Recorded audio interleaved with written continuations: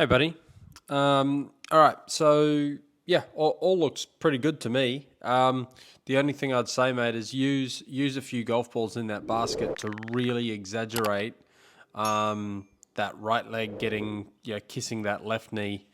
Um, the right knee kissing the left knee through impact. Just use like five golf balls to go right. This has to have no gap between my legs here. Okay, just try, right? Like just that gap there.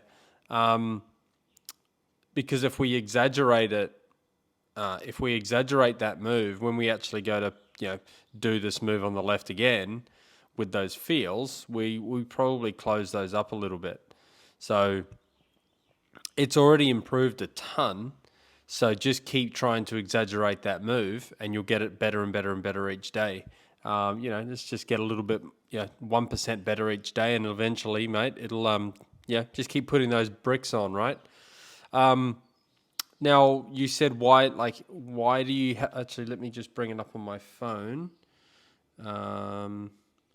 Talking about how the club face now doesn't have to do a lot of work. So find it amazing how little you have to do with your hands. Is that because I've been used to casting and flipping? Well, you've had to cast and flip, right? Because of the club face position. So when the wrist is in, when the wrist is in a lot of extension, like if I go to the top here, if the wrist is in a lot of extension, it's now flat, and then obviously you can see here that that's kind of matching the club face now. So when the wrist is in extension and the face is open, right, you're going to have to close it at some point. Now you can either close it early, which I find amateurs really struggle with, like flex, like if they've got a cup lead wrist at the top and then you have to teach them to flex it on the way down.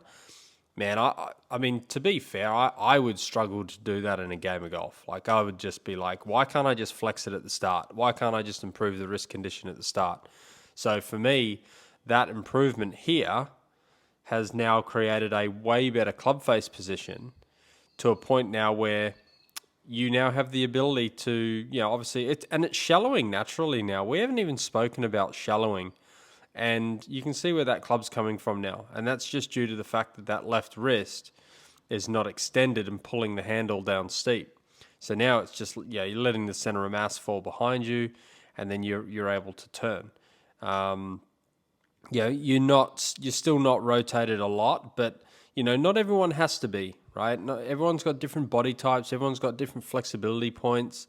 But we've at least given ourselves a chance now to hit those shots. And you will feel like it's less handsy through impact, I guess would be the word, especially on these like little punch shots. You'll be able to, we've set the face in place early, and now we're just able to kind of move through it. So from a technical aspect, mate, it's looking pretty good. It's not a +5 markers move by any means, but it's definitely improved for you. So that's fantastic.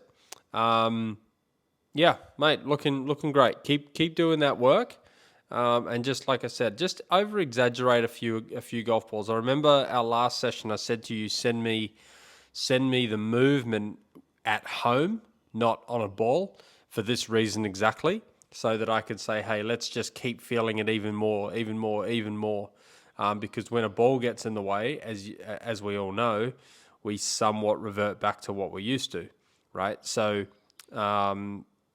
Just do some at-home stuff, mate, and you can send me stuff at home too, just like a 5 to 10 second video of you just doing the movement, and then we can kind of check that before you go to the range, if that makes sense. But mate, this looks great. Well done, mate.